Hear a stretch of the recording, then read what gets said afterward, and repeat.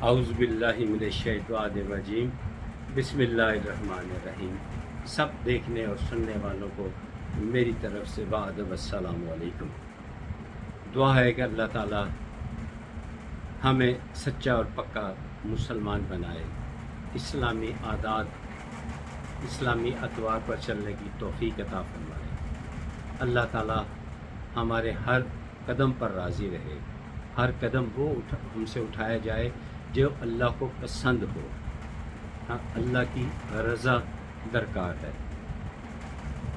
اللہ کی راضی پہ راضی ہو جانا ایک بہت بڑی بات ہے۔ دعا ہے کہ اللہ تعالی ہمیں توفیق دے کہ ہم اس کی رضا پہ راضی ہو جائیں۔ میں نے ایک ویڈیو اپلوڈ کی تھی جس میں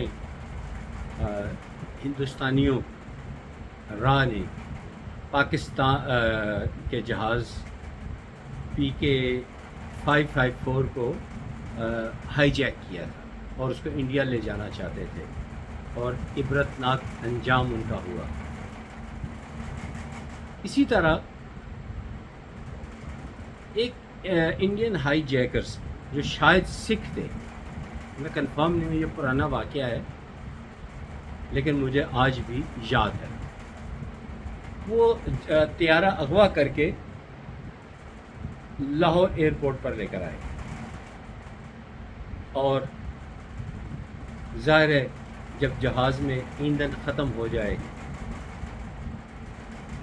AC بند ہو جائے، جہاز ایئر ٹائٹ ہو، بچے ہوں، تو کتنا برا ہوتا ہے۔ عام حالات میں بھی اگر خدا نخواستہ کبھی جتنے میں نے سفر کیے ہیں، کبھی آکسیجن کی کمی نہیں ہوئی، لیکن وہ بتاتے ضرور ہے آکسیجن کی کمی ہو تو یہ کرنا ہے، یہ کرنا ہے، وہ کرنا ہے۔ بہرحال ایسا ہوا کبھی نہیں، اور جب کبھی ایسا ہو جائے کہ جہاز ہی کھڑا ہو جائے، اس کے اندر ایندھن ختم ہو جائے، تو کیا حالات ہوں گے۔ تو پاکستان کی جو اتھارٹی ہے اس کے ساتھ رابطہ کیا گیا کہ ہماری مدد کی جائے، خوراک دی جائے، ایندھن دیا جائے، جہاز کی صفائی کروائی جائے، غلاظت جو ہے اس کا انتظام کیا جائے۔ یہ کوئی اتنا آسان کام نہیں تھا، اور انہوں نے انتقامی طور پر دو یا تین مسافروں کو قتل کر کے جہاز کے اوپر سے نیچے بھی پھینک دیا تھا۔ خوف پھیلانے کی کوشش کی، پیچھے راہ کی ہدایات تھی۔ تو ایسے حالات میں عقل مندی کی ضرورت تھی۔ ہر قسم کی نیگوسیشن جو ہے وہ ناکام ہو چکی تھی۔ پیٹرول ان کو پہنچا دیا گیا۔ اب کھانا بھی کے بارے میں مجھے نہیں یاد ہے، پرانی بات ہو گئی ہے، کھانا پہنچایا گیا کہ نہیں وہ مجھے یاد نہیں۔ البتہ صفائی کے لیے کہا گیا کہ کسی کو بھیجیں۔ تو اس وقت پاکستان کا ایک شیر دل ٹائیگر، جس پہ پاک فوج ہر پاکستانی فخر کرتا ہے، وہ اس وقت میجر تھے، ان کا نام تھا میجر TM، جو بعد میں بریگیڈیئر TM کے نام سے مشہور ہوئے، اور اسکائی ڈائیور میں اپنا ثانی نہیں رکھتے تھے، دلیر تھے۔ ایک دفعہ انہیں پتہ چلا کہ سیاچین میں برف باری بہت زیادہ ہے، تو کچھ جوان جو ہیں وہ بیمار ہیں، سردی کی شدت سے ان کی طبیعت ناساز ہے۔ تو آپ ان کی حوصلہ افزائی کے لیے وہاں پہنچے، اتنے دلیر تھے کہ سمپل ایک نکر پہن کر وہاں پہ انہوں نے پریڈ کی تھی اور جوانوں کا حوصلہ بلند کیا تھا۔ بہادری کا ایک پہاڑ تھے، سلام پیش کرتے ہیں ہم ان کی بہادری کو۔ جب صفائی کا آیا تو میجر TM، جو اس وقت میجر تھے، وہ بار بار اپنے آفیسر سے کہہ رہے تھے خدا کے واسطے مجھے جانے دو، مجھے جانے دو۔ وہ کہتے تھے اندر سینکڑوں مسافر ہیں، کوئی نقصان ہو گیا تو پھر انہوں نے کہا میں SSG کمانڈو ہوں، میں SSG ہوں، میں ہر چیز کے لیے تیار ہوں، شہادت کے لیے بھی تیار ہوں، مجھے جانے دو۔ بالآخر کافی سوچ بچار کے بعد میجر TM صاحب کو اجازت دے دی گئی۔ میجر TM پیور بتایا جاتا ہے، ہمارے والد صاحب غلام فرید قریشی جو JCO تھے وہ بتاتے ہیں کہ ان بریگیڈیئر جو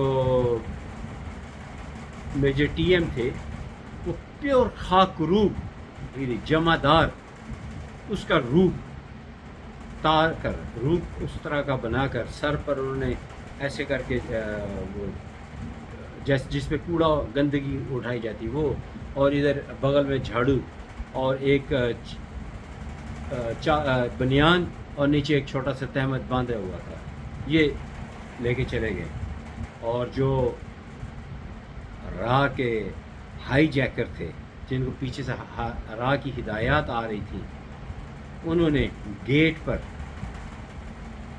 میجر TM ان کی پوری تلاشی لی کہ کوئی اسلحہ تو نہیں ہے، انہوں نے سب کچھ کہا کہ یہ پڑا چیک کر لو، میرے پاس کچھ نہیں ہے۔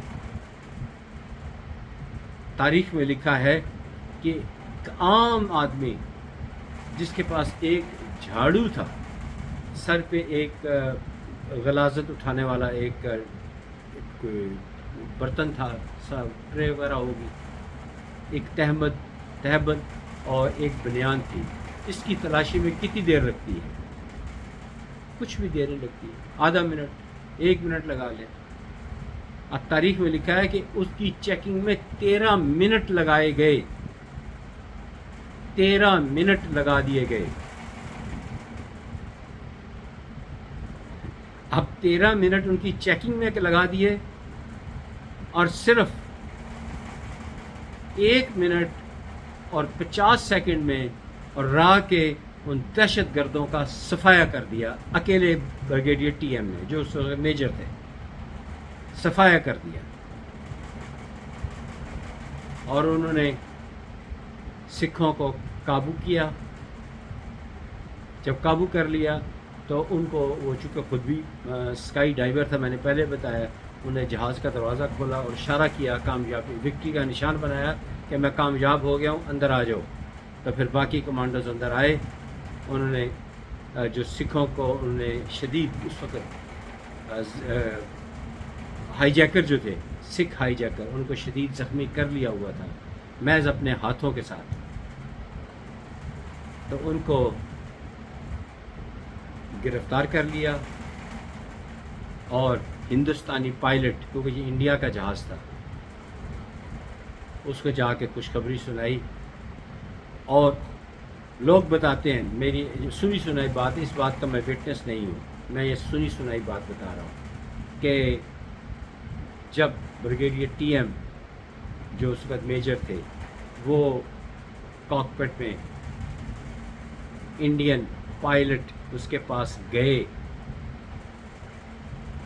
تو وہ گھبرا گئے کہ شاید یہ مجھے کچھ نہ کچھ نقصان پہنچائے، تو جا کے اس کے تھپکی دی اور اپنا تعارف کروایا کہ میں میجر پاکستان آرمی کا میجر ہوں، مبارک ہو، تمہارے تمام ہائی جیکرز جو کہ سکھ تھے ان کو ڈاؤن کر دیا گیا ہے، یعنی ان کو ختم کر دیا گیا، وہ گرفتار ہو گئے ہیں، مبارک ہو، آپ سب لوگ محفوظ ہیں۔